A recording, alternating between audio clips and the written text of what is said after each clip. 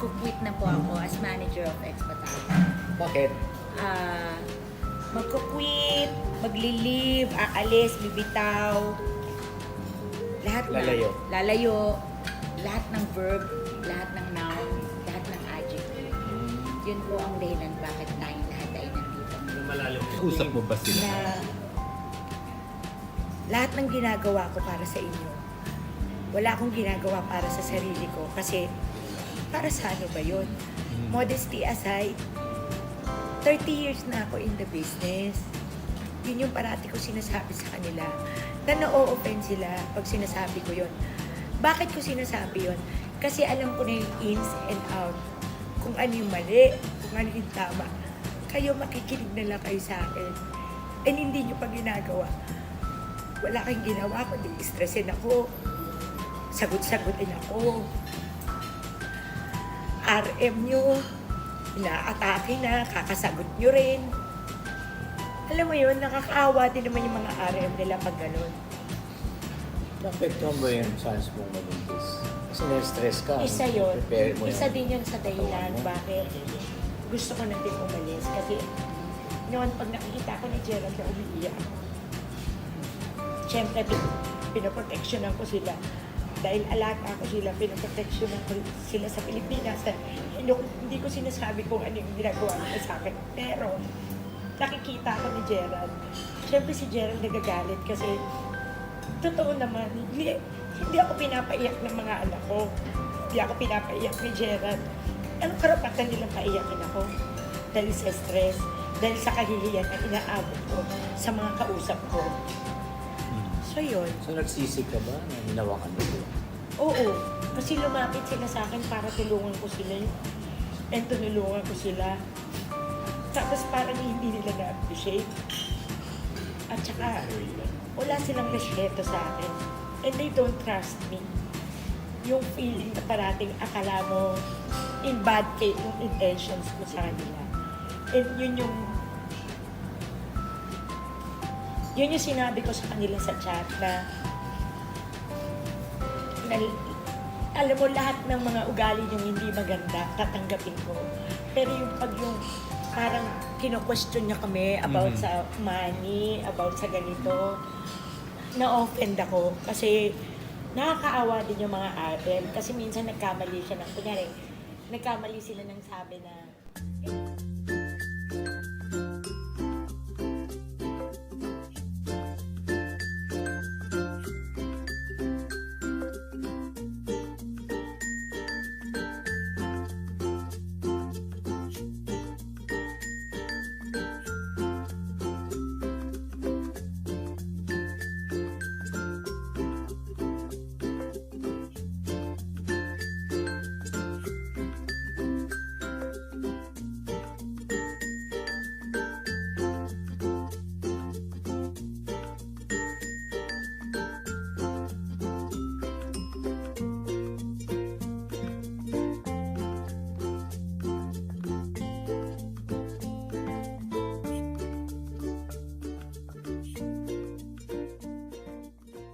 Kaya mo kumanta ng fast?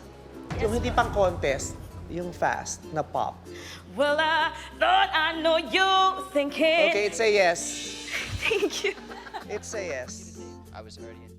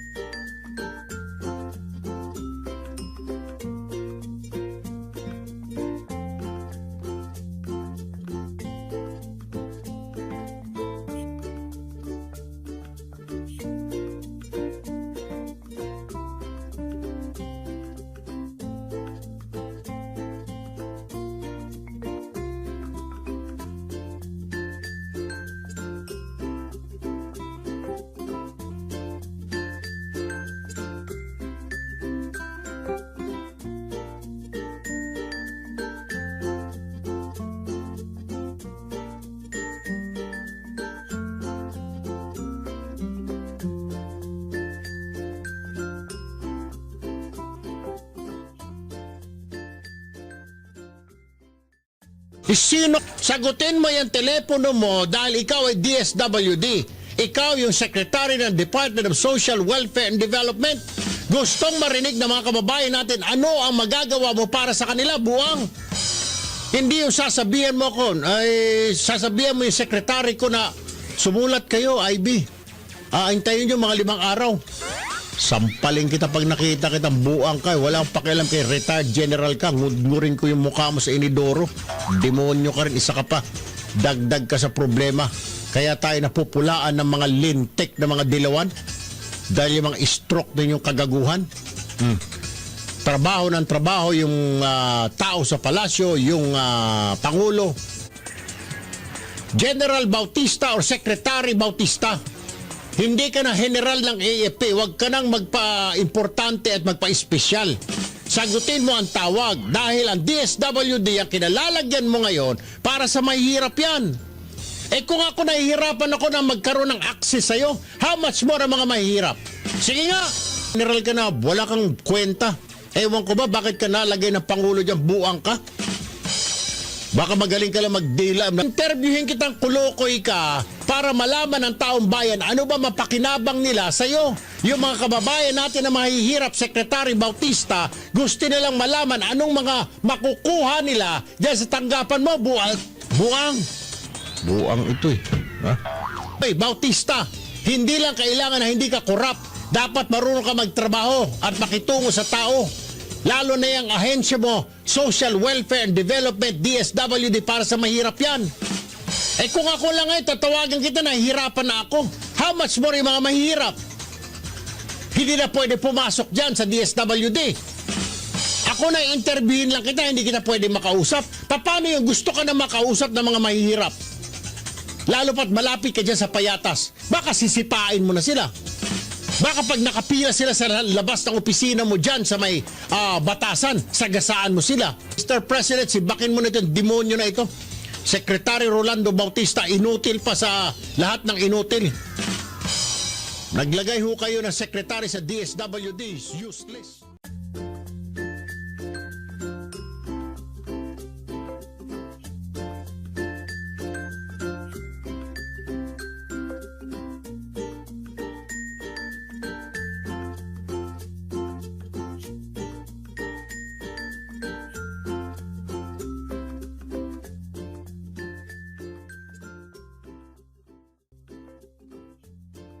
Ika natin ang balita hinggil sa pambabastos umano ng mamamahayag na si Erwin Tulfo kay Social Welfare Secretary Rolando Bautista. Kausapin natin ngayon ang mamamahayag na si Erwin Tulfo. Magandang umaga sa iyo, Erwin.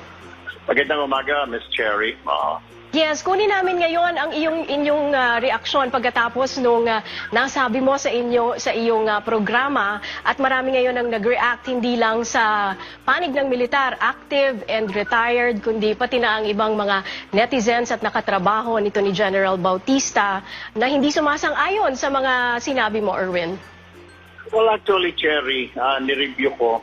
Kagabi pa marami tayong mga kaibigan sa gobyerno ang tumawag sa akin and they're concerned. Ganoon na rin sa mga kamag-anakan. Well, nireview ko yung recording, Cherry. For that, I asked for an apology dun sa excessive ranting, Cherry. Yung sobrang pagmumura at galit, medyo nasobrahan nga, ika nga, Cherry. And I apologize for that. It was excessive nga. 5 minutes of ranting, I think that was too much.